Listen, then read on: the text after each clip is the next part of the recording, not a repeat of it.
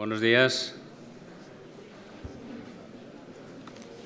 Buenos días a todos. Como me dan los focos de frente, no termino de estar seguro de si ya ha tenido todo el mundo tiempo de sentarse. Pero, en primer lugar, es obligado empezar por un agradecimiento sincero a CAF y a Guillermo Fernández de Soto por darme la oportunidad de estar aquí representando a INECO. Y es además una ocasión particularmente importante para nuestra empresa, puesto que nosotros, por nuestra condición de empresa pública, nos solemos desenvolver en ese ámbito de colaboración entre empresa privada y empresa pública que se reclamaba como necesario. Nosotros también, como la CAF, estamos rondando los 50 años. La CAF los ha cumplido ya, nosotros los cumplimos este viernes. Y a nosotros también nos gusta trabajar no solamente desde el punto de vista de la financiación, sino dándole una especial importancia al conocimiento. Entonces, como sabía que tenía la oportunidad de intervenir tercero de las presentaciones, y tengo claro que llevan una mañana donde han recibido muchísima información, he optado por centrarme en compartir con ustedes algunas reflexiones a partir de lo que es nuestra experiencia, a partir también de los asuntos que se han tratado aquí y centrarme, por lo tanto, en aquello que me parece que es más relevante de acuerdo con el triple cometido que se me ha dado, que repetía la moderadora hace un momento, es hablar de la internacionalización, hablar de los atributos para hacer los proyectos interesantes y hablar también de las oportunidades en la región. Déjenme empezar por decir que hay algunas cosas que han cambiado en la región y otras que no han cambiado en estos 50 años que más o menos de historia compartimos CAF e INECO. Sigue igual la necesidad de elevar la productividad en la región, sigue igual el deseo, la aspiración de incrementar la integración, pero, se ha señalado aquí esta mañana, hay cosas que han cambiado y que han cambiado para mejor. La situación macroeconómica de la región se encuentra en su mejor momento desde hace varias décadas. Pero también han cambiado otras cosas. La región está expuesta a un llamado mayor de la bilateralidad de lo que ha estado anteriormente, dentro de un contexto general al que se refería esta mañana la secretaria de Estado, y la región y España y Europa particularmente suponen quizá una excepción en la convicción con la que siguen apostando por la multilateralidad. En ese sentido, tener la oportunidad de que la CAF celebre mañana aquí su primer directorio fuera de América Latina es sin duda un lujo para nuestro país y yo me quiero sumar a los agradecimientos por ese reconocimiento. Entonces, por lo tanto, se mantiene el desafío de la productividad, hay maneras diferentes de enfocarlo, hay un llamado quizá a la bilateralidad de hacer las cosas de otra manera. Mientras tanto, la CAF, en la figura de su presidente, parece que ha apostado por reforzar la captación, la movilización de recursos y hacerlo también por la transparencia. Y esa apuesta por la movilización de recursos nace de un análisis al que también esta mañana ha habido referencias de José Barbero. Si alguien se lo está preguntando, no tenemos, que yo sepa, ningún parentesco, pero eso no es razón para no compartir con él que efectivamente el 3% de inversión respecto al PIB que está invirtiendo la región está seguramente por debajo del 5% que es necesario para acortar esa brecha. Y acortar esa brecha tiene consecuencias y las tiene en términos de desigualdad y de cohesión. Y es particularmente relevante quizás referirse al hecho de que América Latina es el continente más urbanizado. Y déjenme darles dos ejemplos de cómo la infraestructura, la conectividad o no, su ausencia, tienen impacto en términos de desigualdad y de reducción reducción de desigualdad y de apertura de oportunidades. Son las infraestructuras, es la posibilidad de desplazar mercancías, lo que a lo mejor le permite a un campesino no aceptar un precio, sino optar a un precio más alto en otra localización. Es la infraestructura de energía la que le permite también a un campesino guardar, almacenar esa producción a fin de esperar un precio que sea también más interesante, evitar de alguna manera quedar completamente sometido a los vaivenes de la naturaleza. Y en ese sentido, la aspiración de acompañar los países, acompañar la evolución, pues es algo que a CAF es un deber que se ha puesto y que, aunque hemos visto que hay cosas que están evolucionando muy positivamente, es un objetivo que no puede darse por supuesto. Y déjenme que comparta con ustedes algunos elementos para la reflexión acerca de cuál es la dirección que están tomando las infraestructuras en la región y cómo dentro de un contexto general positivo sí que hay razones para reforzar la autoexigencia. Si pensamos, por ejemplo, que hoy en día en el desarrollo de las infraestructuras hay un peso extraordinario del sector privado, pues es relevante tener en cuenta que, según datos del Banco Mundial, los compromisos privados en el 2017 en América Latina y Caribe estuvieron en su nivel más bajo de los últimos 10 años. Es importante tener en cuenta también, cuando estamos hablando de alianzas públicas y privadas, que en la mayoría de los proyectos de transportes estamos en el ámbito del brownfield, frente a lo que es la realidad de la energía, donde estamos en el greenfield. Es relevante en esa cierta dicotomía entre bilateralidad y multilateralidad que antes les comentaba, tener en cuenta que hay un incremento de la actividad bilateral también en América Latina. Y si vamos a analizar un poco más qué tipos de apoyos se demandan para sacar los proyectos, qué grado de implicación se solicita a las autoridades, creo relevante compartir que el 45% de los proyectos que se realizaron en el año pasado contaron con apoyo público y que si hace 10 años había un apoyo indirecto, había 2 apoyos indirectos por cada apoyo directo que había, en el último año, si cogemos los datos del último año, se ha invertido esa tendencia. Por lo tanto, parece que por la vía de los hechos hay un incremento de la participación pública en el desarrollo de las infraestructuras y hay algunas singularidades en el ámbito de América Latina que requieren quizá un análisis. Y puesto que la misión fundamental de la Corporación Andina de Fomento es el fomento de las infraestructuras, pero en aras a la facilitación de la integración comercial, pues resulta también natural pensar que la apuesta que se están dando por los corredores logísticos, por los hubs de conectividad, ha de ser clave en el futuro. Pero déjenme que por un momento les vuelva a hablar de INECO y les dé un ejemplo de por qué quizá podemos esperar algo más de lo que es la financiación y de su combinación con la integración. Y les voy a contar la pequeña historia. Teníamos el viernes pasado un seminario interno sobre el Sistema Europeo de Control y Señalización Ferroviario, conocido por el acrónimo de ERTMS.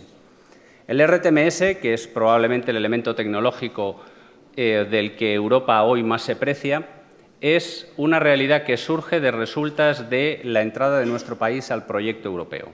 Por lo tanto, un esfuerzo de integración. Esa integración puso a disposición de nuestro país financiación para mejorar nuestras infraestructuras. Esa financiación europea que se ponía obligaba a funcionar en el régimen de competencia y, por lo tanto, a que pudieran convivir equipos de distintas procedencias y, por lo tanto, rompiéndose los monopolios nacionales en sistemas de señalización y de control que tradicionalmente habían venido definiendo los sistemas ferroviarios europeos. Frente a la posibilidad de una plena homogeneidad, se optó por la homologación, es decir, por la interoperabilidad.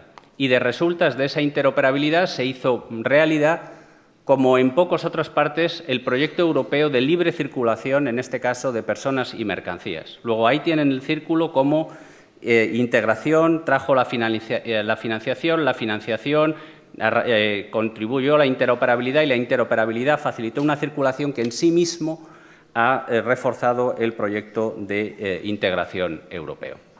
Y esto es algo que quiero compartir con ustedes porque a veces cuando hacemos análisis, como nos estamos moviendo en el campo de las finanzas y por lo tanto en el campo de la economía también, existe un riesgo de caer en un exceso de análisis parcial y no darnos cuenta de que, al final, cuando estamos hablando de la construcción de infraestructuras públicas del transporte, de lo que estamos hablando es de elementos de transformación.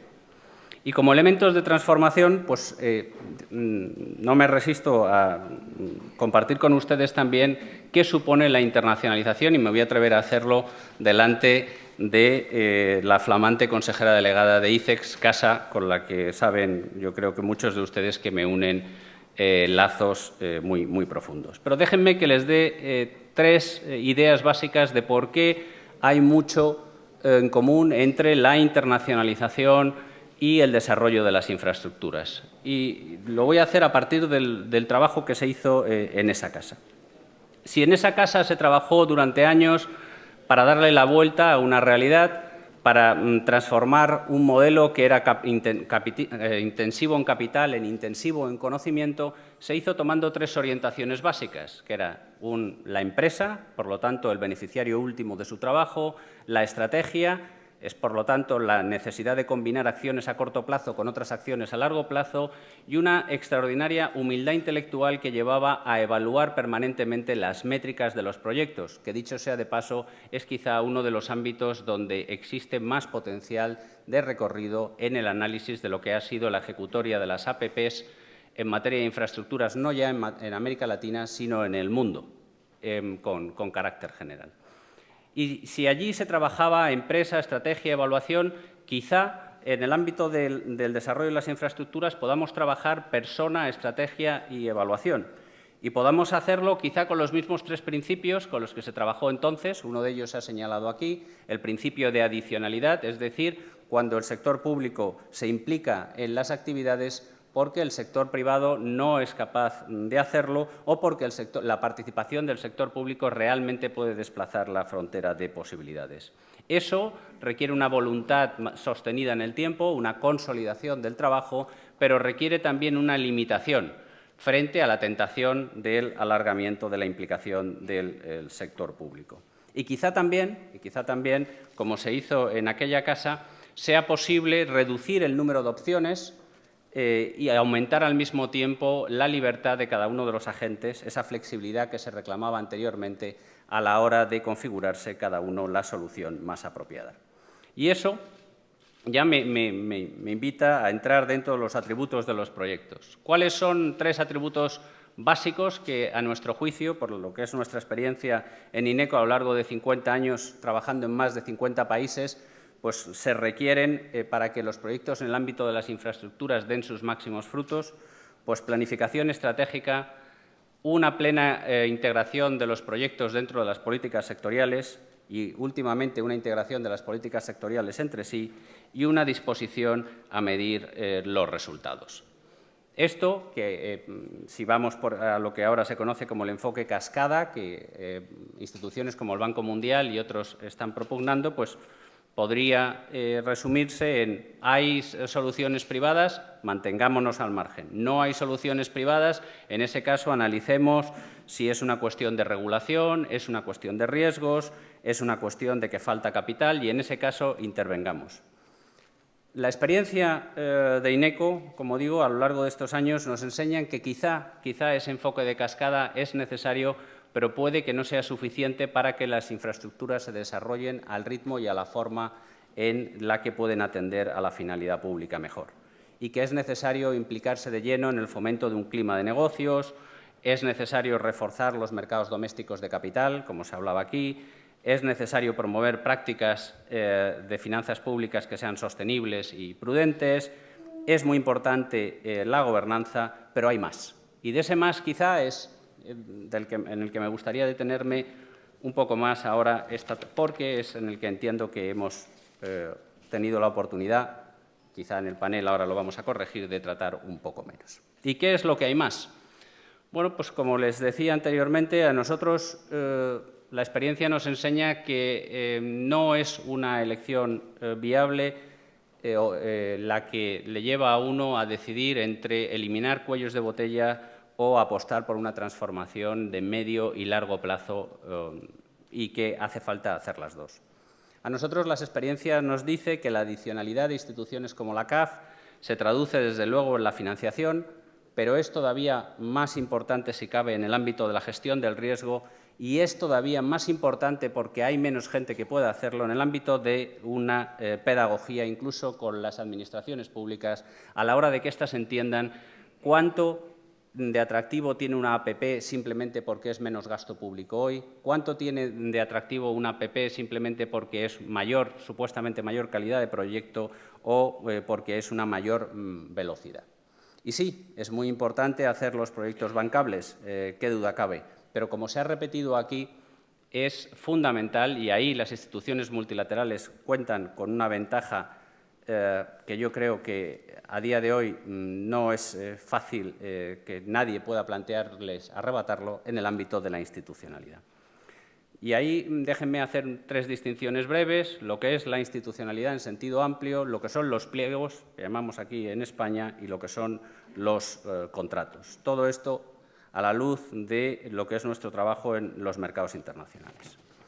En lo que es la fortaleza institucional, es muy importante que las instituciones multilaterales ayuden a los países a distinguir entre los gobiernos pequeños y los gobiernos débiles y a distinguir entre las autoridades administrativas grandes y las autoridades administrativas fuertes.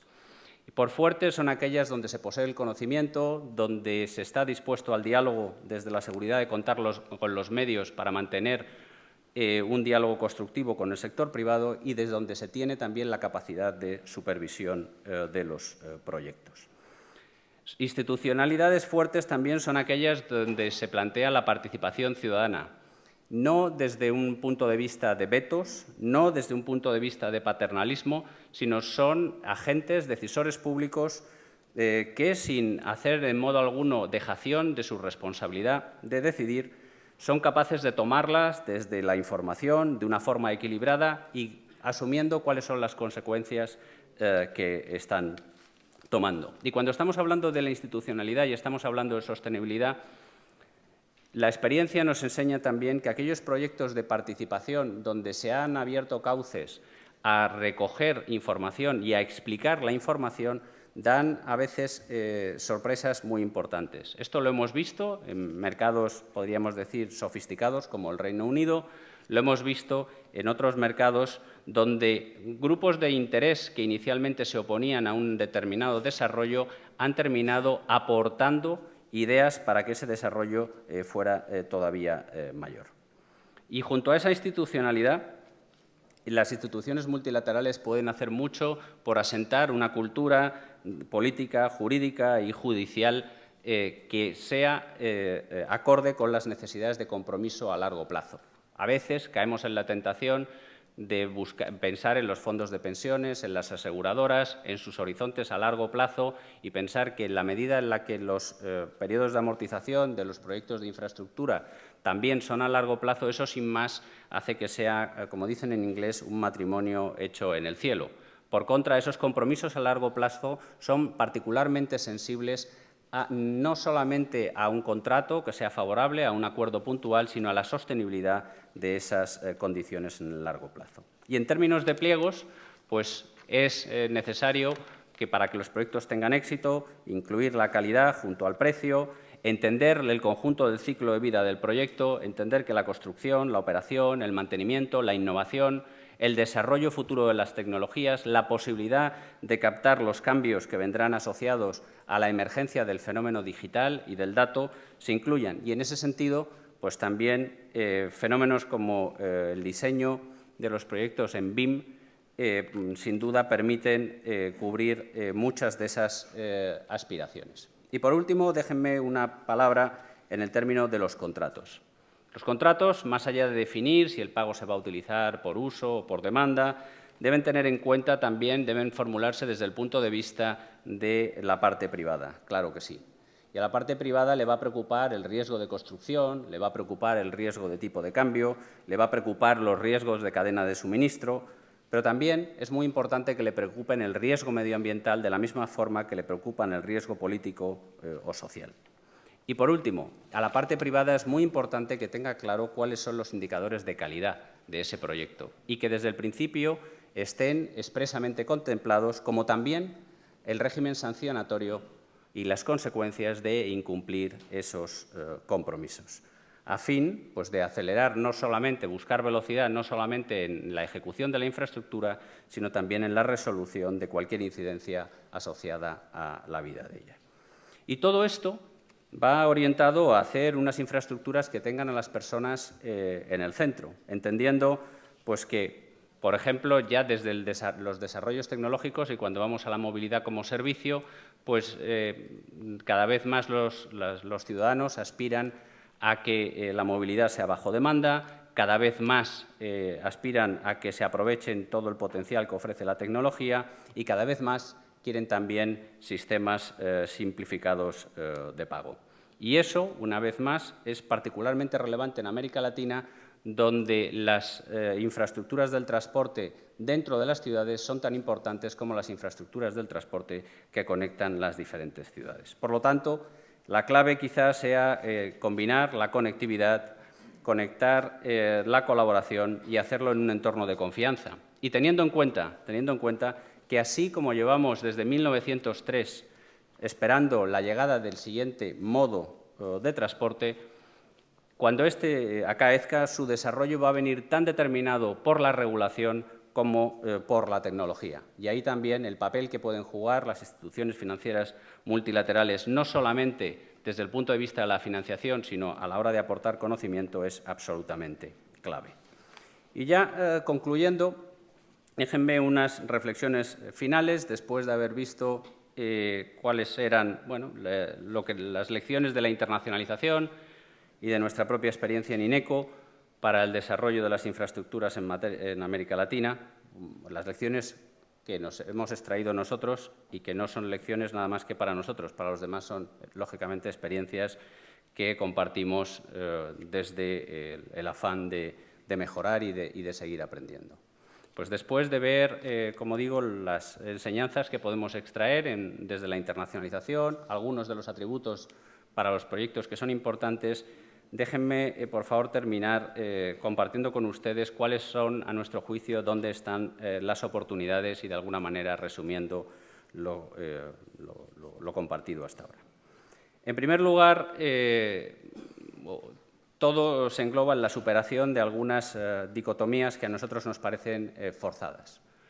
Creemos que no hay dicotomía entre lo tecnológico y lo humano.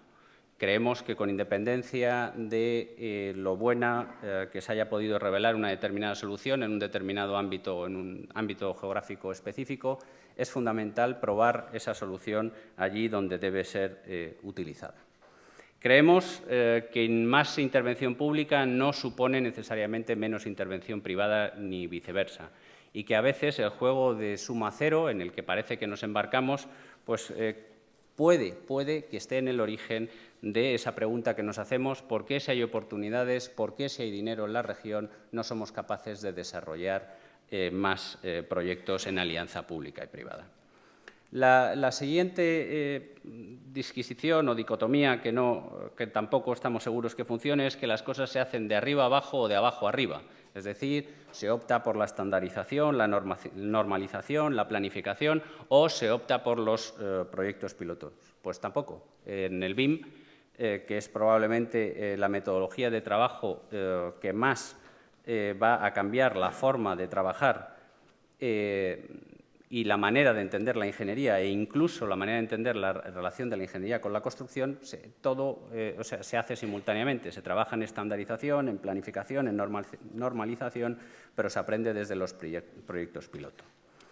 Otra cosa muy propia de nuestro sector, con frecuencia, es, o construimos barato y gastamos mucho en mantener, o construimos caro y así mantendremos poco. Pues otra dicotomía que es necesario romper, sobre todo si vamos a atender al conjunto de la vida de la infraestructura, tanto desde la operación como el mantenimiento, y lo vamos a considerar en su financiación. O estamos a los átomos o estamos a los bits. Pues no, la infraestructura de transporte es probablemente uno de los ámbitos donde más rápidamente se va a producir una convergencia entre el mundo físico y el mundo digital. Y otra sería, o las cosas o cambian, o duran o cambian. Pues no. Nosotros lo que hemos aprendido también en el campo de las infraestructuras es que las cosas que son capaces de durar son las cosas que se van adaptando y que tienen capacidad de cambiar. Y una de las cosas que quizá haya que cambiar sea para el diálogo, la forma en la que se produce tradicionalmente entre la parte pública y privada y, una vez más, pocos agentes tan cualificados para promover ese cambio. O se habla de fallos de mercado o se habla de fallos de gobierno. No, hablemos cada vez más de adicionalidad, hablemos más de los gobiernos, desde luego sí, como facilitadores, pero entendamos que los gobiernos son, además de facilitadores del sector privado, son también creadores de mercados. Los gobiernos eliminan riesgos, pero los gobiernos también asumen riesgos. Y todas esas dimensiones son particularmente relevantes cuando llega la hora de desarrollar infraestructuras del transporte. Por lo tanto, a lo mejor tiene sentido hablar un poco menos de los bienes públicos, un poco más del valor público y todavía un poco más del bien común, de un bien común determinado a partir de las métricas de la forma y la medida en la que esas infraestructuras atienden o no el propósito último, que es elevar el bienestar de los ciudadanos y quizá un propósito inmediato en América Latina, facilitar la integración y a través de esta el incremento de la productividad.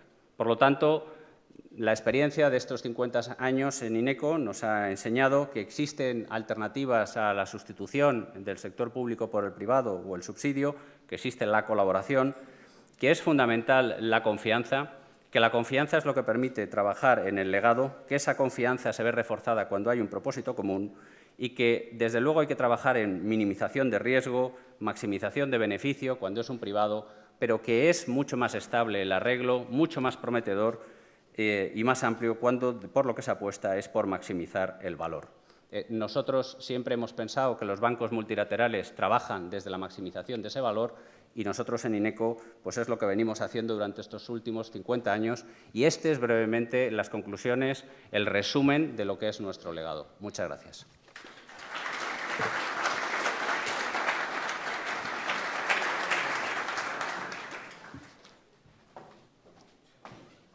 Señor Martín Barbero se va a quedar con nosotros para formar parte, entonces, del siguiente panel. Vamos a invitar ahora al moderador, al señor Salvador Marín, presidente de Cofides, y a los siguientes panelistas. Humberto Colmán, viceministro de Economía del Paraguay. Mario Vergara, presidente del Banco Central de Uruguay. Narciso Casado, secretario general del Consejo de Empresarios Iberoamericanos y director del Gabinete de Presidencia, Relaciones Internacionales e Institucionales de COE, y a María Peña, consejera delegada de ICEX España, Exportación e Inversiones.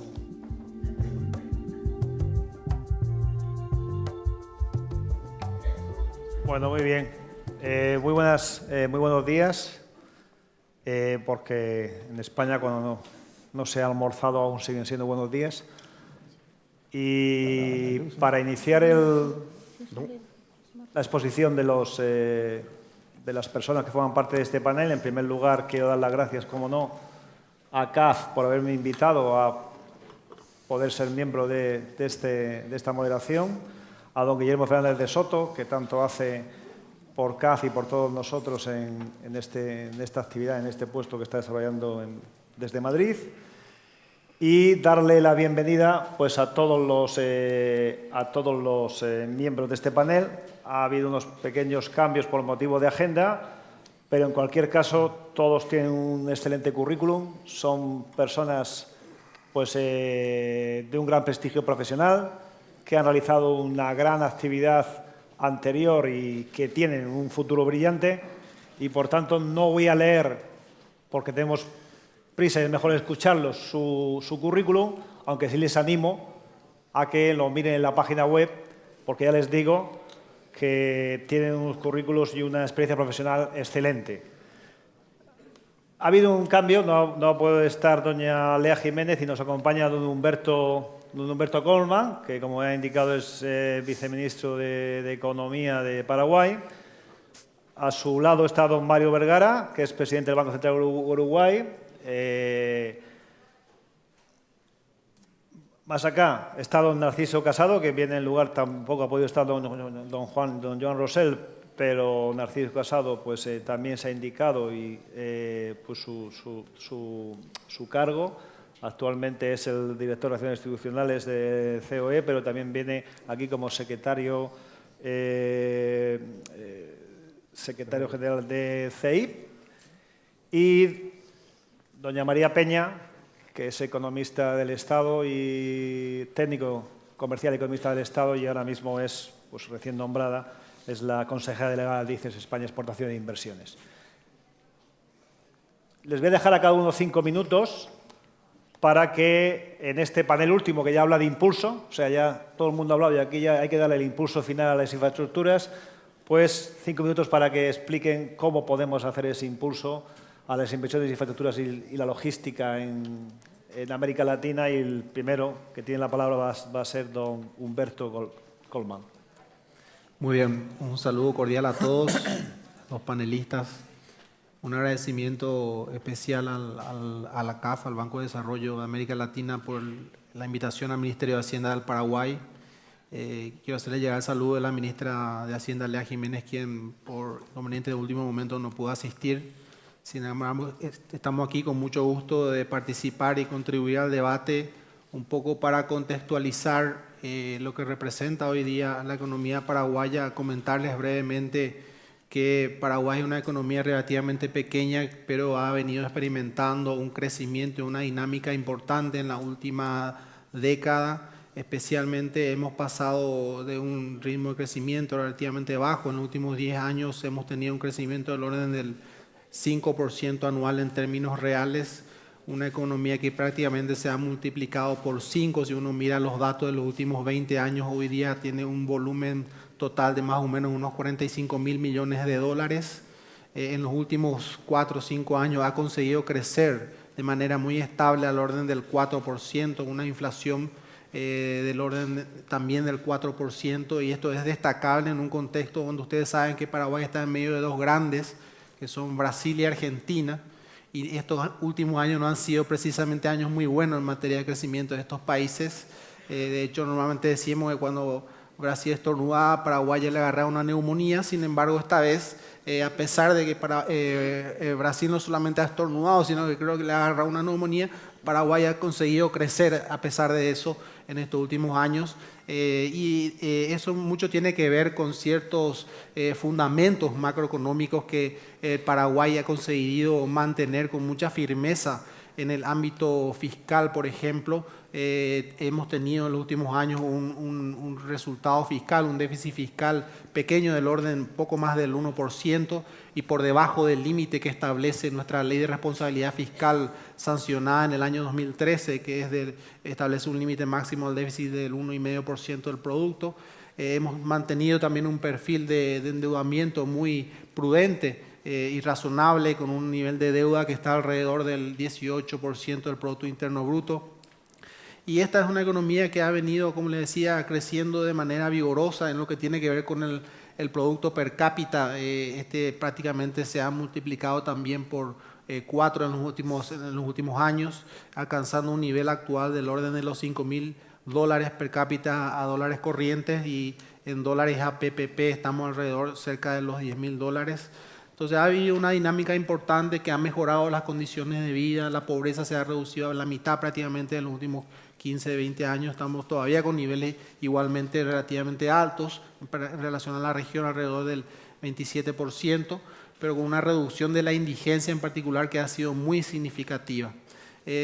Por supuesto, detrás de este desempeño reciente de Paraguay hay otros factores. Por supuesto, cuestiones que tienen que ver con ventajas comparativas que Paraguay se las ha arreglado para seguir manteniendo en lo que tiene que ver con costos laborales, pero también una presión fiscal y tributaria particularmente que es bastante, digamos, amigable para el entorno empresarial, para las inversiones. Paraguay tiene una tasa de impuesto a la renta del orden del 10%, que, bueno, sumando lo que tiene que ver dividendos y otras cosas, nos llega al orden del 25%. La presión tributaria en Paraguay es probablemente una de las más bajas en toda América Latina. Sin embargo, eso también significa que hay presiones por el lado del financiamiento de los programas sociales. Por supuesto que hay grandes desafíos, y en el ámbito de infraestructura en particular hemos conseguido elevar la inversión pública desde niveles del orden de poco más de 2% del producto hace unos 10 años atrás, cerrando el año pasado por encima del 4% del producto para todo el sector público.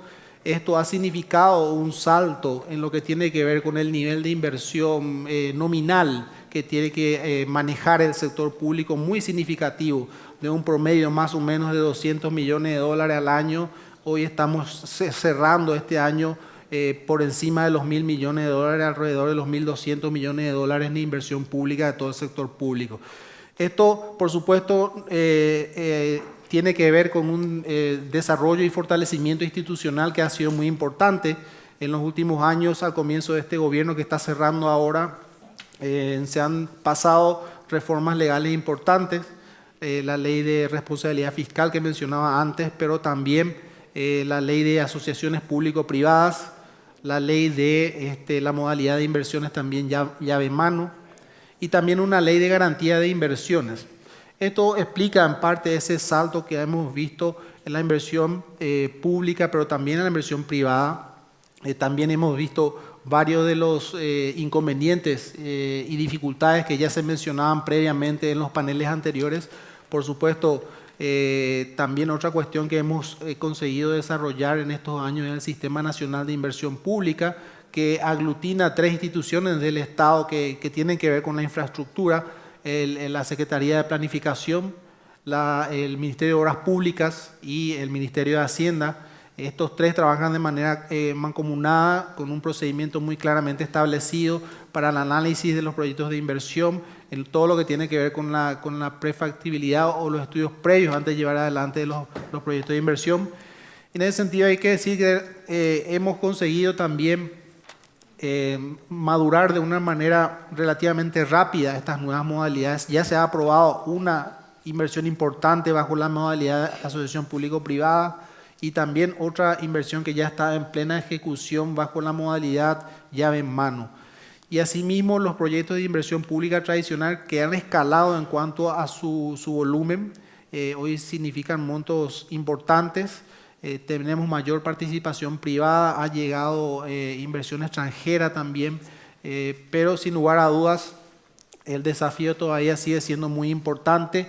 Se calcula que hay una brecha de infraestructura entre lo que tiene que ver con infraestructura vial, que es probablemente uno de los más importantes, infraestructura física en materia educativa, en salud y en otros, saneamiento por supuesto, que está alrededor de los 25.000 millones de dólares en Paraguay, y eso significa algo así como el 60% de todo el Producto Interno Bruto. O sea que el desafío todavía sigue siendo importante de seguir manteniendo ese buen manejo macroeconómico que hemos tenido, con un esquema de metas de inflación exitoso, con una ley de responsabilidad fiscal que se ha cumplido, pero seguir con esa dinámica y dar ese gran salto en materia de infraestructura que todavía nos queda mucho por hacer. Así que creo que esta es una instancia muy interesante para debatir sobre las prácticas exitosas de cómo podemos trabajar de manera mancomunada en una mayor integración regional y física, y de esa manera elevar nuestros niveles de inversión. Muy bien, pues muchas gracias. Después de esta primera presentación,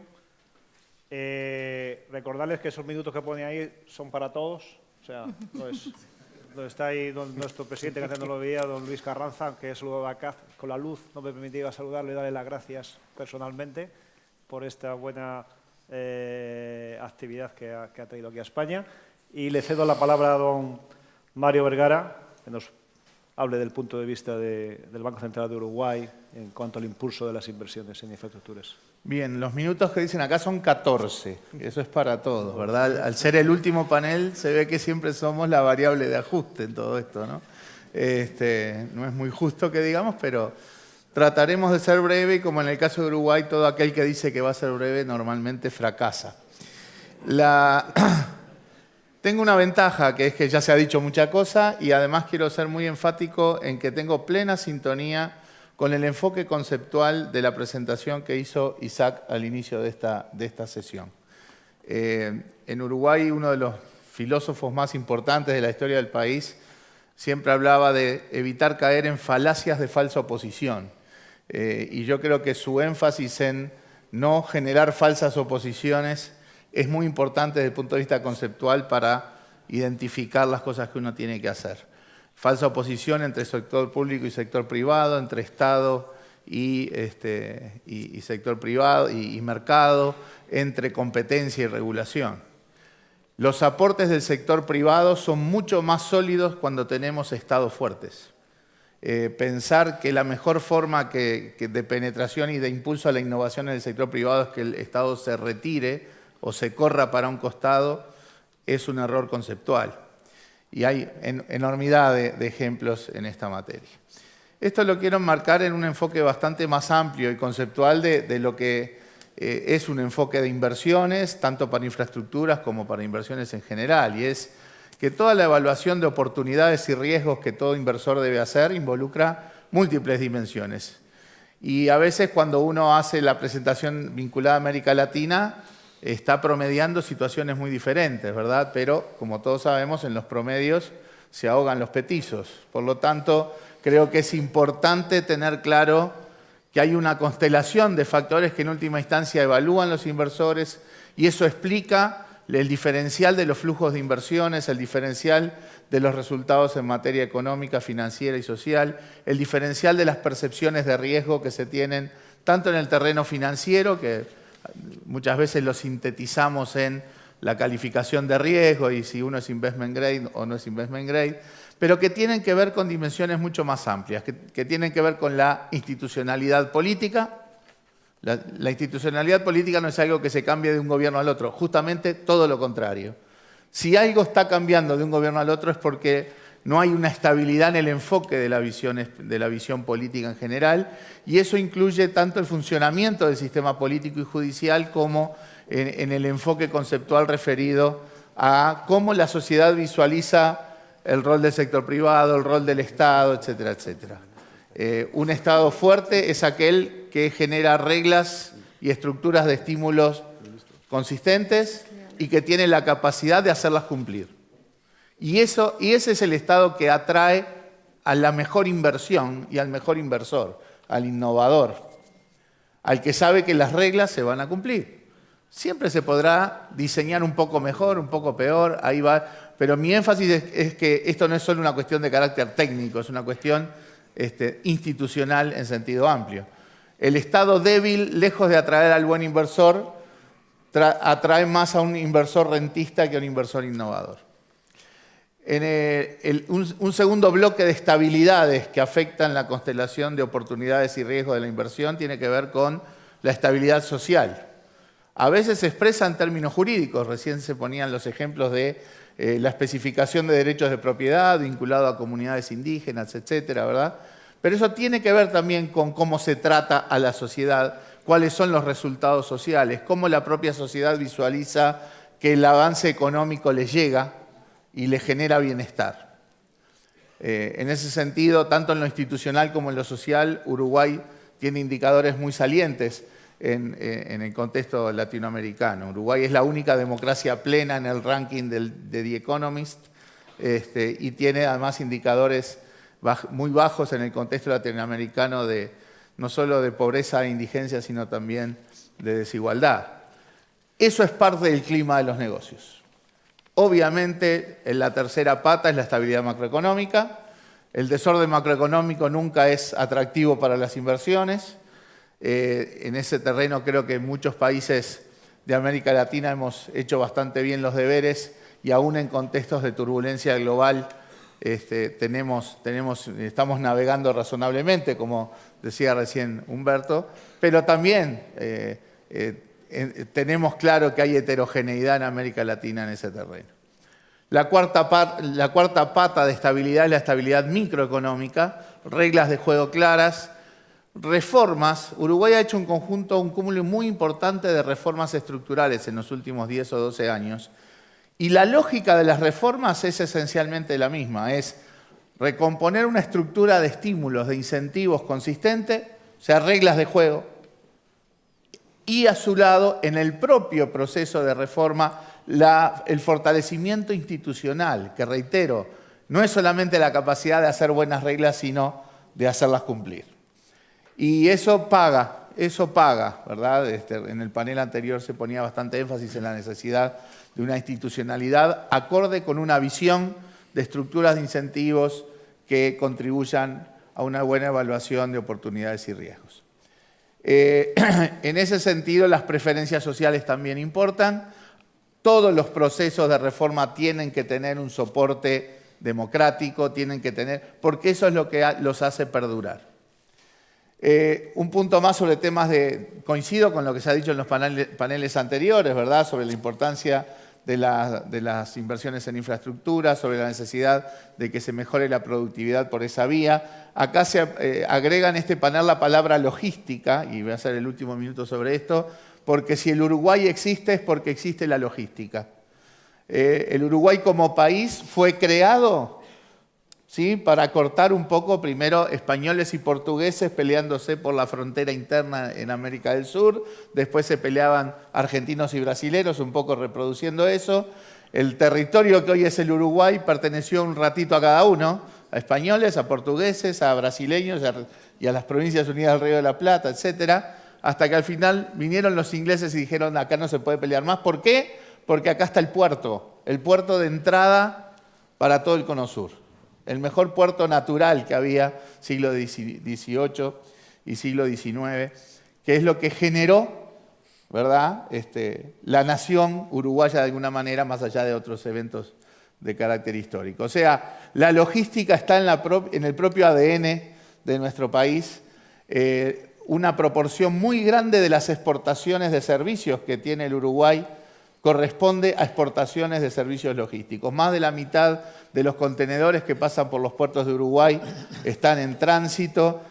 Todo el despliegue de infraestructuras con una fuerte participación privada en todos los terrenos de almacenamiento y logística y transporte también son un bloque interesante. Y obviamente esto tiene que estar complementado con todas las cuestiones de despliegue vial, aeroportuario, portuario, ¿verdad? Y por lo tanto es un foco de interés muy importante para nuestro país. Reitero, en un contexto de estabilidad política, de estabilidad social, de estabilidad macroeconómica, de estabilidad de reglas de juego de un Estado que es capaz de hacer cumplir las reglas de juego. Creemos que, como se mencionaba en el panel anterior, Uruguay muestra un clima de negocios adecuado en ese sentido. Las necesidades son como las de casi todos los países de América Latina en esta materia, y obviamente hay oportunidades de negocios porque justamente el Uruguay es ese punto de entrada a una región más amplia, y también es una plataforma para negocios globales porque Uruguay hoy exporta bienes y servicios a más de 150 países en el mundo. Por falta de tiempo voy a dejar esto por aquí. Muchas gracias. Muchas gracias. Es verdad que, porque me indican que pronto estará a llegar el ministro, no voy a hacer preguntas posteriormente, sino que aprovecharé para introducirle ya directamente a don Narciso Casado, que va a hablar de la parte empresarial. Si cuando hable de la parte empresarial nos puede indicar cómo puede contribuir el CEIP a toda esta mejora del impulso de las inversiones, y también si hay alguna influencia o qué influencia puede tener la Agenda 2030 en este desarrollo. Muchas gracias. Muchas gracias. Efectivamente nos dicen que María y yo vamos a tener que compartir estos últimos 5 minutos. 4,48. Bueno, alguno más. Me evito todos los preámbulos. Agradecer a CAF, efectivamente, que haya contado con nosotros. Me salto también la parte de planteamientos que desde el punto de vista empresarial y de las organizaciones empresariales, no solo de COE, a la que represento, sino del CEIP, del Consejo de Empresarios Iberoamericanos, que aglutina a 22 organizaciones empresariales más representativas de la región, y estando totalmente de acuerdo con el planteamiento que ha hecho Isaac sobre la cifra de inversión pública, cómo está en la región y cómo debería estar, paso directamente a una serie de recomendaciones y de puntos importantes que consideramos fundamentales en este tema. En primer lugar, que se mejore la seguridad jurídica y la calidad institucional de los organismos implicados en la gestión de los proyectos, con el fin de aprovechar mejor los recursos existentes y garantizar la selección de los proyectos que más beneficien a la sociedad. Todo esto implica, entre otros aspectos, una mayor continuidad y previsibilidad en la gestión de estas instituciones, así como la mejora de los procesos de selección, priorización de proyectos, la contratación y construcción de obras y la operación de redes y servicios.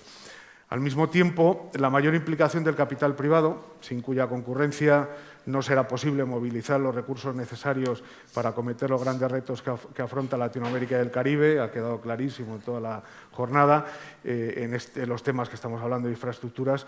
Requeriría de las instituciones financieras que desarrollen y promuevan líneas de proyectos financiables a través de portales que permitan el acceso directo a la información de los proyectos. Creo que ahí debemos hacer un esfuerzo añadido. Refuercen su papel como catalizadores de inversión privada mediante garantías y modalidades de cofinanciación, sobre todo enfocados en la fase de construcción, así como a través de una comunicación más fluida con los actores privados. Ello va a implicar también que doten de información relevante que permita a los inversores privados evaluar si los proyectos cumplen todas las condiciones para ser financiados, que elaboren, en colaboración con los países, portales que contuviesen información relevante sobre los proyectos, desarrollen una metodología que permita realizar un análisis de eficiencia económica entre los proyectos convencionales y las alianzas público-privadas de las que hemos hablado, tanto en la fase de construcción como en posteriores etapas. Y elaboren guías de evaluación que garanticen el papel que deben desempeñar en la atracción de capitales privados. Y junto a las recomendaciones, como les comentaba, un ofrecimiento a la propia CAF y a la región y a los gobiernos desde el Consejo Empresarial Iberoamericano, CEIP, que, como le decía, representa a las organizaciones más importantes de Iberoamérica, de poner esta organización al servicio de todas las instituciones para que puedan apoyarse en ella y podamos colaborar. De hecho, es una información. Desde el CEIP estamos organizando junto a la Secretaría General Iberoamericana la próxima cumbre iberoamericana en la Antigua para el mes de noviembre. No es casualidad, el tema es Agenda 2030, no es casualidad que de los 17 Objetivos de Desarrollo Sostenibles que tiene la Agenda, 5 de ellos estén relacionados con el desarrollo de las infraestructuras. Muchas gracias. Muy bien, muchas gracias, Narciso. Y bueno, para finalizar esta ronda, tiene la palabra doña María Peña, que aunque nos va a hablar del buque insignia que ella ahora pues es la consejera delegada que dice España Exportación e Inversiones, también me gustaría que introdujera en su speech, si lo cree conveniente, qué importancia tienen hoy en día los criterios de sostenibilidad en la planificación y ejecución de esas infraestructuras y cómo afectan estos a la planificación del trabajo de las distintas infraestructuras, de las distintas instituciones. Perdón. Muchas gracias, María. Pues muchísimas gracias, Salvador. La verdad es que en 31 segundos espero saltarme gran parte de... Espero poder contar al menos algunos de los puntos importantes que quería decir, que esencialmente se dirigen a explicar cómo desde ICEX tratamos efectivamente de contribuir a ese impulso bajo el principio de adicionalidad, es decir, siempre al lado del sector privado, ese impulso a las inversiones en infraestructura y logística. 5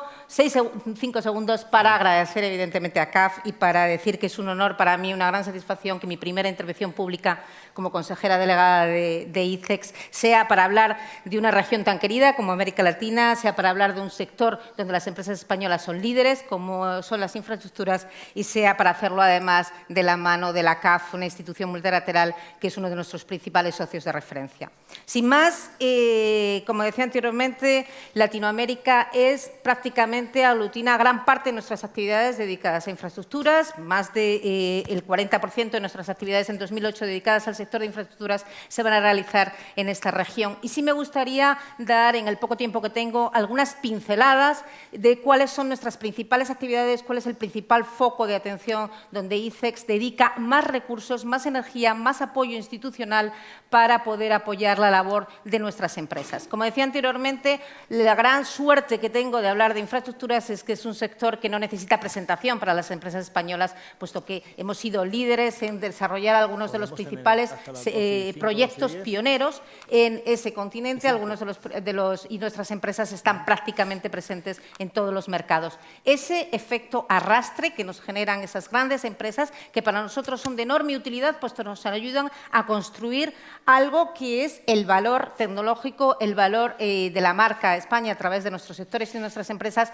nos permiten además apoyarnos en ellas para conseguir uno de los elementos esenciales que tratamos de realizar en el apoyo apoyo a la internacionalización de la empresa española, que es el apoyo a las pymes. Y, por lo tanto, uno de los instrumentos estrella en el marco de las infraestructuras son los que llamamos los ICEX Integra, a través de los cuales tratamos que, a través de grandes proyectos, se consiga una mayor canalización de proyectos y contratos hacia pymes españolas. Con eso reforzamos, además, la presencia de nuestras empresas en las cadenas de valor internacionales. Mencionar que en 2007 hemos celebrado 3 Integras en México, alrededor del nuevo aeropuerto de la ciudad, y otros en energía en Colombia, el primero en Antioquia y el segundo en Bogotá. El segundo de los grandes instrumentos que utilizamos en el ICEX para el apoyo de la empresa española en el ámbito de las infraestructuras son los foros y encuentros empresariales. Los foros y encuentros empresariales, que quiero mencionar además que es el instrumento que absorbe gran parte de la energía institucional, del apoyo institucional. Ponemos toda la carne en el asador para darle el mayor valor en este sentido a la presencia institucional y al acompañamiento de las autoridades españolas en nuestras empresas, en la búsqueda de nuevos socios, en la búsqueda de nuevas oportunidades de inversión. Los encuentros y los foros empresariales son un instrumento básico para reforzar una de las líneas estratégicas del ICEX, que es la búsqueda de nuevos mercados y la búsqueda de nuevos sectores. Y a través de estos foros y estos encuentros, nuestras empresas tratan de buscar siempre socios locales con el cual desarrollar proyectos en beneficio mutuo. Y uno de nuestros principales socios también en el desarrollo de un modelo similar a los encuentros y foros tradicionales son los partenariados, donde nos apoyamos en las instituciones multilaterales. Se ha hablado mucho de instituciones multilaterales, se ha hablado mucho de la importancia, el elemento esencial que ellas generan para poder apoyar el desarrollo de infraestructuras. Evidentemente, la CAF, líder en ese ámbito, y asimismo con el BID hemos desarrollado numerosos, con la CAF y con el BID y con el Banco Mundial también, numerosos partenariados multilaterales en América Latina. En el año 2006, quiero recordarles las jornadas de partenariado en Bolivia, el año pasado, en 2017, en Colombia, y esperamos este año poderlas realizar en Argentina, si no es este año, en cuanto sea posible, y así sucesivamente. Como decía anteriormente, jornadas y encuentros son de las actividades más comprometidas desde el punto de vista de recursos y apoyo institucional en el ICEX, pero complementamos ellos también con actividades enormemente importantes, fundamentalmente dirigidas a los servicios de información.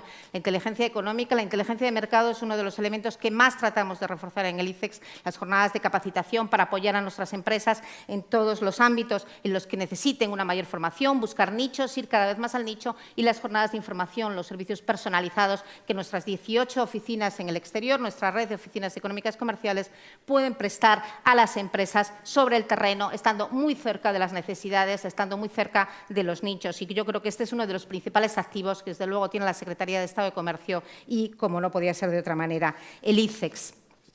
Me hablabas, Salvador, de sostenibilidad y tecnología. Sostenibilidad me hablabas, pero yo quiero vincularlo con tecnología, además, porque sostenibilidad y tecnología son dos de las principales líneas estratégicas de carácter transversal que estamos apoyándonos ahora mismo en el ICEX, no solamente como instrumentos de promoción, sino sobre todo para convertirlas en herramientas de internacionalización. La sostenibilidad y tecnología como valores diferenciales de la oferta española, y yo creo que además conjugan enormemente en el sector de las infraestructuras. Lo hemos hablado a lo largo de los paneles anteriores, por lo tanto no voy a extenderme mucho en ello, cómo en sociedades cada vez más urbanizadas la tecnología puede convertirse en un elemento diferenciador para poder garantizar la creación de valor económico, la creación de infraestructuras sostenibles, la creación de valor medioambiental, la disminución de la huella medioambiental que están generando nuestras inversiones en infraestructuras, y la inclusión, que las infraestructuras se conviertan asimismo en instrumentos de inclusión de toda la sociedad. Ambos elementos son los que conjugan la sostenibilidad y, por lo tanto, sostenibilidad y tecnología los combinamos asimismo nosotros en nuestras actividades de promoción, sobre todo vinculadas con el desarrollo urbano, ciudades y desarrollo de infraestructuras propiamente dichas puntualmente. Poco más, hablar también de los servicios de formación, donde, como saben ustedes, uno de los programas estrella del ICEX es la formación de becarios, la formación de talento, de capital para la internacionalización, y cada vez, además, por la importancia que tienen las infraestructuras, vamos reforzando mucho más la formación desde el punto de vista de los perfiles, cuanto más tecnológicos mejor, cuanto más preparados después podamos ponerlos a disposición de la empresa. Nada de esto podemos, además, hacerlo solos, por lo tanto, el ICEX en esa labor de internacionalización y de apoyo a la empresa española en sus procesos de internacionalización colabora con todos aquellos socios con los que podamos crear sinergias, y prácticamente de esta mesa se me ocurren todos, Cofides, INECO, evidentemente la COE y el sector empresarial, y desde luego nuestros socios en los mercados de destino como son los países donde nuestras empresas quieren invertir y donde el ICEX está a su lado para apoyarles. Poco más, a vuestra disposición si queda algo más. Creo que estoy en 000 ya desde hace un rato. Justito ya al 0. Pero bueno, ha sido un placer y si hubiera tiempo para preguntas, pues evidentemente a disposición del público para lo que sea necesario. Gracias.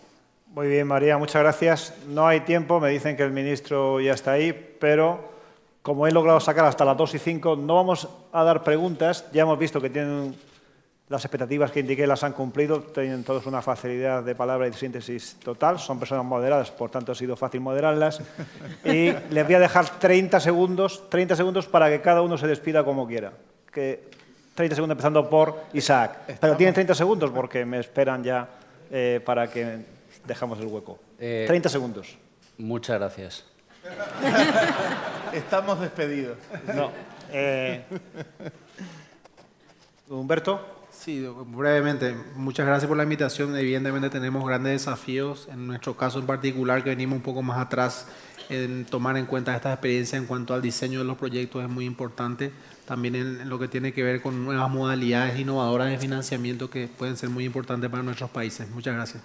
Muy bien. Bien. Don Mario. Solo dos énfasis. Uno, cosas que ya se dijeron en paneles anteriores. Uno, la tecnología está cambiando el mundo. Todos los parámetros de formas de producir, distribuir, comerciar están cambiando. En vez de mandar productos dentro de un tiempo, muchos los vamos a mandar por un mail diciendo, tomá, te mando el archivo, imprimítelo vos, ¿no? Con lo cual, revisar qué infraestructuras son realmente las de largo plazo no me parece un tema menor. Y hablar a veces de 2030, al ritmo que van las cosas, es el siglo XXIV, ¿sí? Las empresas más dinámicas del mundo de hoy no existían hace 10, 15 años, con lo cual probablemente en el 2030 las empresas más dinámicas todavía no fueron creadas. Y el otro punto que quiero también enfatizar es el tema de la corrupción es muy importante. Por eso la fortaleza de la institucionalidad pública y del escrutinio público y de la transparencia, ¿verdad?, retoma una importancia mayor, porque justamente eso también condiciona los negocios, las inversiones, el comercio, y creo que lejos podemos soslayar esa problemática. Muy bien. Gracias. Gracias. Don Narciso. Yo comentaría y destacaría también muy rápidamente quizá un punto que es el seguimiento a todos estos temas. Es algo que las organizaciones empresariales sabemos, podemos hacer y queremos hacer. Yo creo que esta nueva CEIP, Consejo de Empresarios Iberoamericanos, que casualmente hay dos grandes organizaciones a nivel mundial de empresarios, aparte de la Organización Internacional de Empleadores, una es europea y la otra es iberoamericana. Hemos puesto nuestras comisiones de infraestructuras para que este sea uno de los temas, digamos, estrella en los próximos años y poder dar eso que comentaba, seguimiento al tema. Bueno, pues María, cierra el panel, por favor. Bueno, pues yo quiero cerrar el panel con algo que ya he dicho en la intervención, pero que no me importa reforzar, que es para todas aquellas empresas, para todos aquellos gobiernos locales que nos acompañan, recordar que la Secretaría de Estado de Comercio y el ICEX tiene una red de 18 oficinas en América Latina, es nuestra red más extensa y está, desde luego, a disposición nuestros consejeros económicos y comerciales. Yo tuve la suerte de conocer a Mario hace, creo que 14 años, cuando fui consejera en Uruguay, pero son el importantísimo activo que está a disposición de las empresas, a disposición de todos, para seguir apoyando, para seguir reforzando la empresa española y, desde luego, para poder seguir trabajando conjuntamente con nuestros socios locales. Pues, como tienen sus datos en la página web, yo solamente les pido un aplauso para ellos, que lo han hecho muy bien.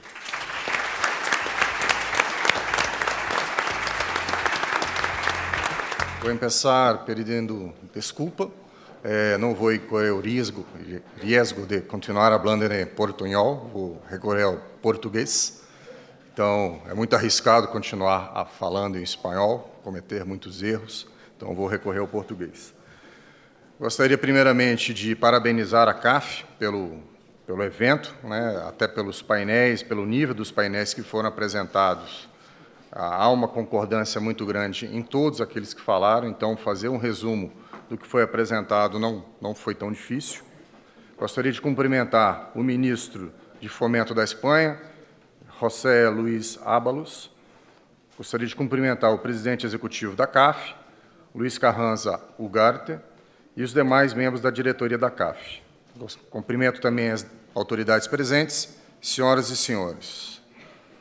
Bom, daquilo que eu ouvi pela manhã, fica muito claro que tanto a América Latina quanto o Brasil, eles praticamente precisam ser redescobertos em termos de investimentos em infraestrutura.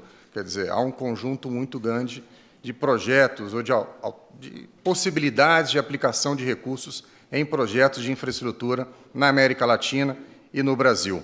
Então, nós temos projetos que têm taxas internas de retorno muito boas, que podem ser conduzidos pela iniciativa privada, e nós temos outros projetos que têm, talvez, uma taxa social muito importante e que precisam ser conduzidos pelo setor público. Então, tanto o setor público quanto o setor privado têm um papel muito importante a desempenhar no desenvolvimento da infraestrutura na América Latina. Os papéis que devem ser exercidos pela CAF até para fomentar e facilitar esse desenvolvimento dos projetos de infraestrutura. Vou começar por aquilo que eu acho que é o mais importante. A CAF ela precisa ajudar na estruturação de projetos. Eu entendo que o que mais falta para a América Latina e para o Brasil é um conjunto e não uma lista de projetos, é um conjunto de projetos bem estruturados que demonstrem que eles são viáveis, que eles têm retorno e que podem ser bem conduzidos. Então, esse é o papel primordial que eu vejo na CAF, ajudar na boa estruturação de projetos de infraestrutura. A CAF ela também tem que ser vista como um selo de qualidade. A partir do momento em que a CAF entrar num projeto de infraestrutura, aquilo ali tem que ser visto pela iniciativa privada como um projeto bem estruturado, bem avaliado, em que, bom, se a CAF entrou, eu coloco o meu recurso também. Então, a CAF ela tem que passar a ser, ela já é, mas ela tem que ser mais ainda um selo de qualidade para projetos de infraestrutura. A CAF também tem um papel muito importante na equalização das regras, das leis e dos contratos, sejam internamente nos países, mas principalmente entre os países. É muito difícil um país ter uma visão do que acontece no seu vizinho, se a lei dele é parecida com a que é aplicada no país, se os contratos têm as mesmas cláusulas, as mesmas recomendações. Então, a CAF, por atuar em vários países, ela consegue ter essa visualização do que pode ser feito para homogeneizar esses contratos, essas leis, essas regras.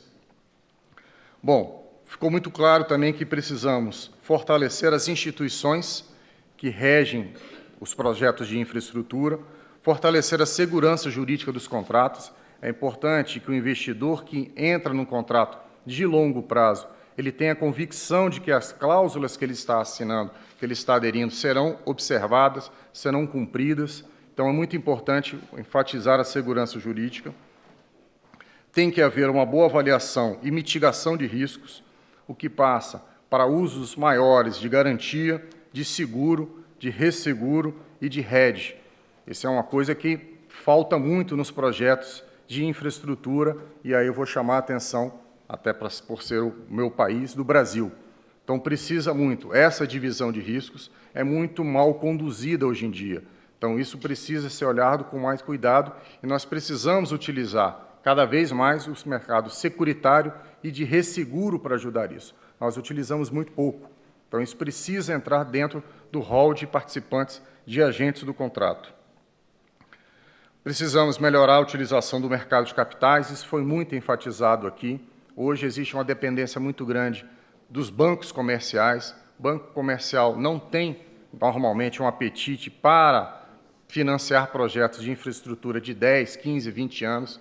Isso está fora, normalmente, daquilo que ele gostaria de fazer. A taxa, normalmente, não é tão atrativa por tanto tempo.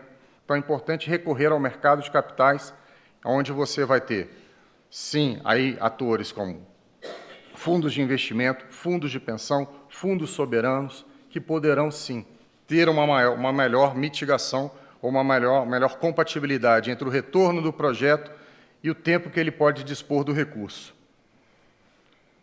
Nós precisamos, dentro do possível, flexibilizar cláusulas contratuais, isso também foi muito enfatizado.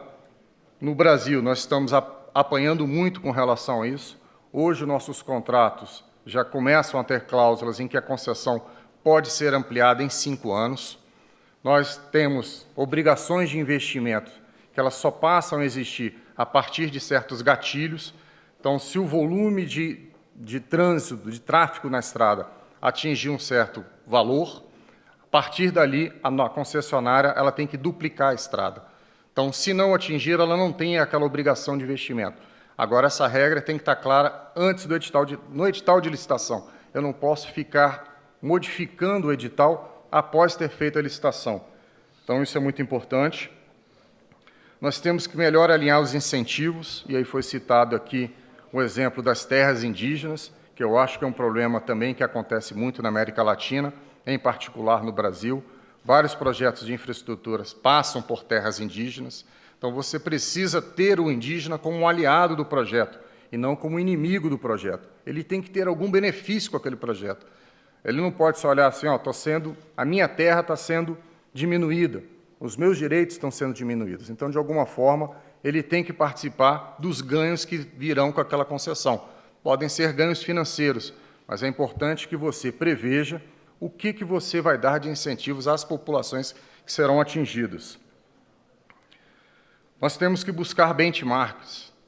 Nós, da América Latina, os diversos países têm benchmarks em certos pontos. E aqui foi citado muito especificamente o Chile, nessa parte de flexibilização das cláusulas.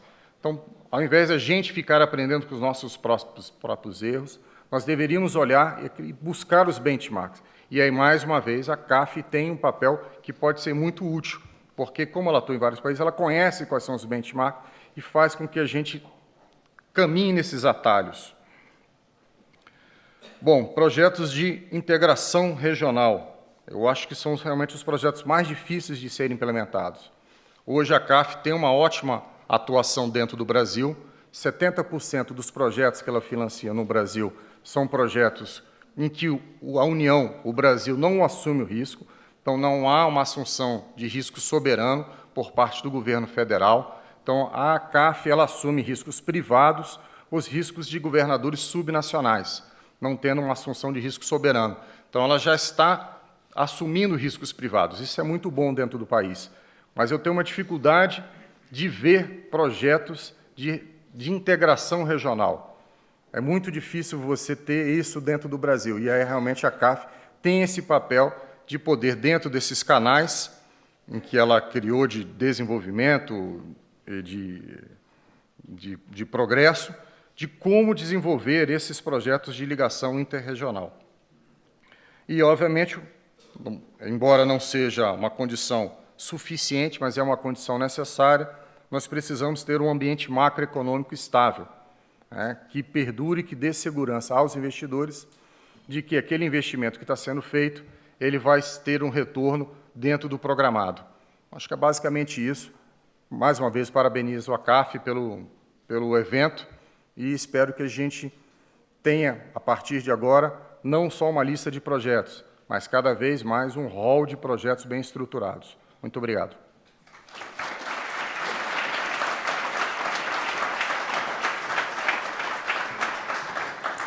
Continuamos ahora con las palabras del señor José Luis Ábalos, ministro de Fomento de España.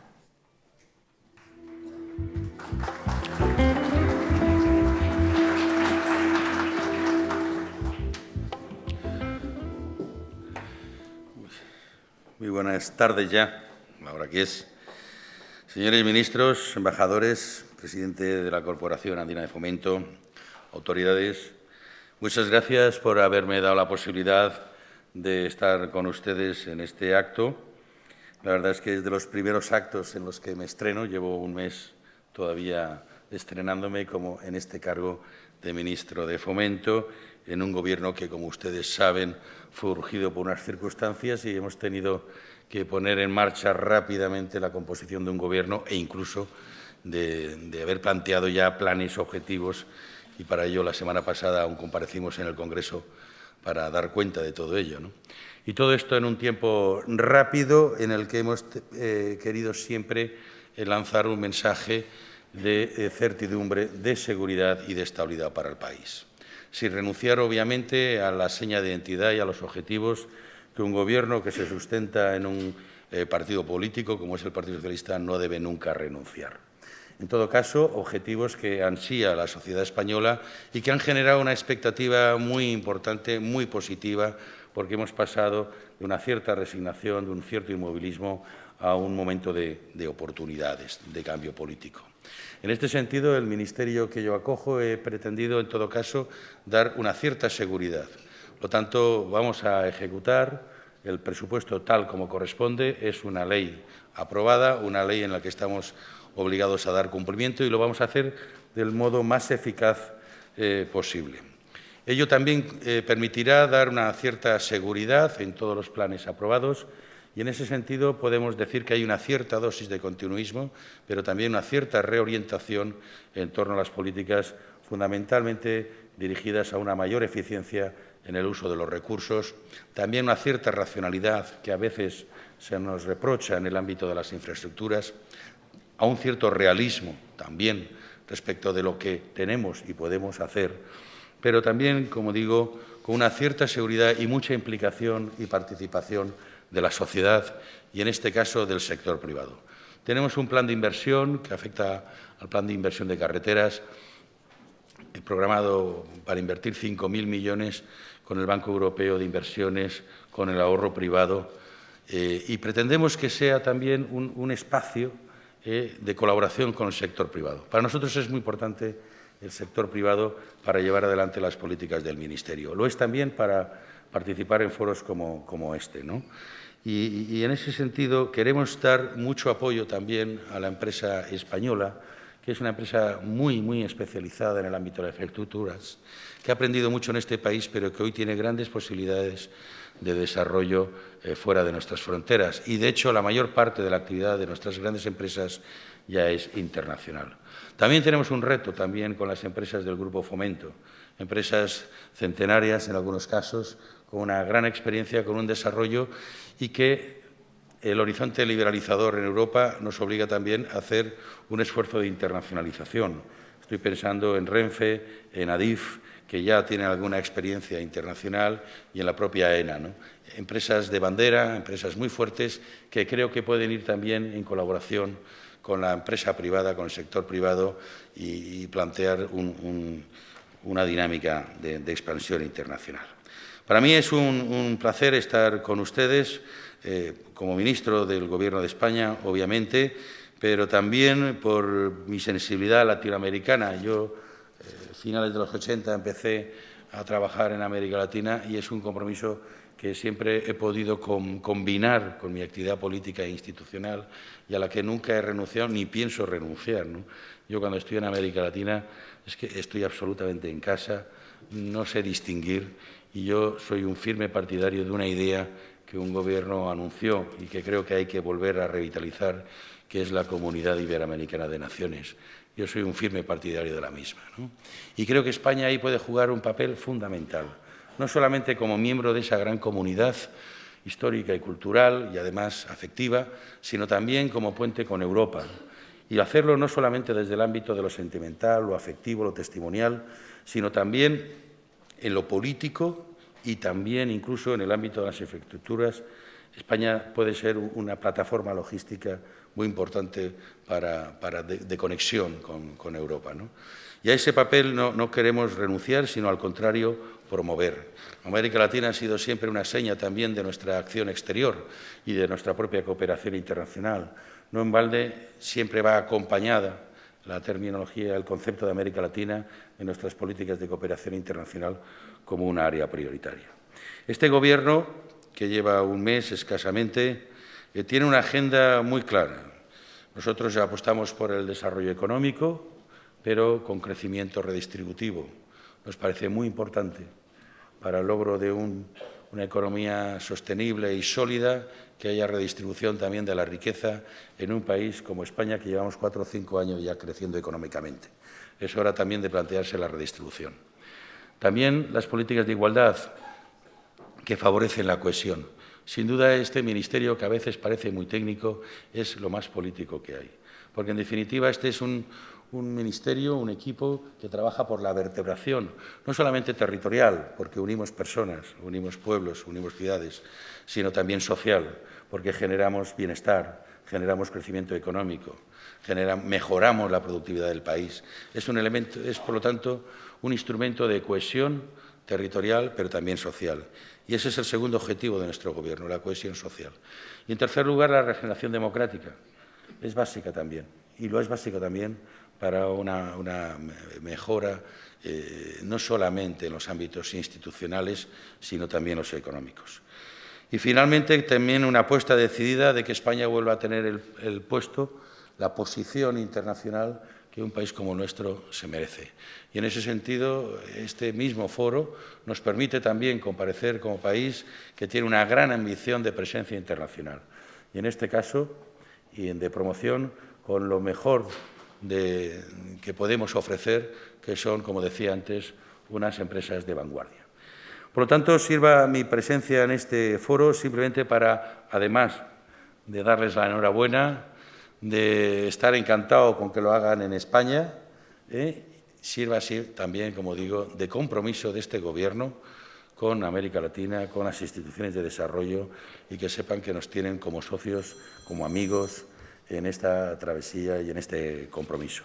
Por mi parte, parece ser que tenemos un convenio de la corporación con la empresa Ineco, del Grupo Fomento, que caduca hoy, y simplemente anunciarles que será un placer poder renovar este convenio de colaboración.